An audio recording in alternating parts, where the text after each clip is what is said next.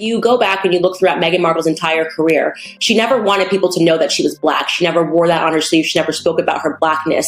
If we had looked at her, I maybe would have assumed that she was Hispanic. No one would have ever guessed that she was Black. It was never relevant to where she wanted to be in her career. And the first time that you find that Meghan mentions her Blackness is when she wants to get out of the royal family. Even at the wedding, the only Black people she had were billionaires that she wanted to be on their shows. She had Oprah and she had Gayle King and she had her mother, who is partially Black. But Meghan Markle didn't have any of her Black family members at her wedding. This is a woman that was escaping her Blackness throughout her entire life until she realized that it could be used to her advantage. And I find that to be despicably racist.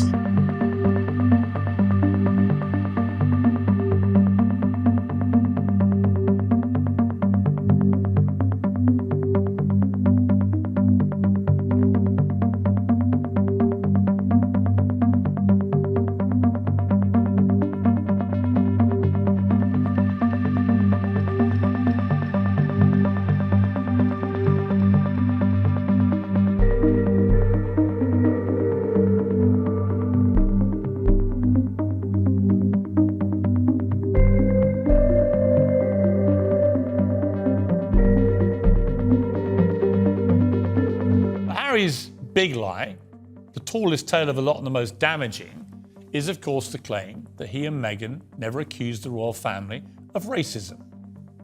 The way the British press reacted to that was fairly typical. Neither of us believe that that comment or that experience or that opinion was based in racism. Really? Yeah, not buying it, I'm afraid. If that's the truth, Harry, why did both of you allow almost 2 years of this kind of coverage? Just the fact that there is, according to both of them, this ongoing blatant racism, not only in the UK tabloid press, but in the family. Meghan spoke about the racism she faced from inside and outside the institution. She said there were concerns about the colour of their son's skin. It suggests that the institution, the people within it, working and as royals, are in some way racist. Her own family thought differently of her. Race isn't a new construct in this world for people of color. So it wasn't a complete surprise to hear her feelings. And just to remind everybody, in December, Harry and Meghan flew to New York to receive an award from the Kennedy Foundation for their, quote, heroic stand against structural racism in the royal family.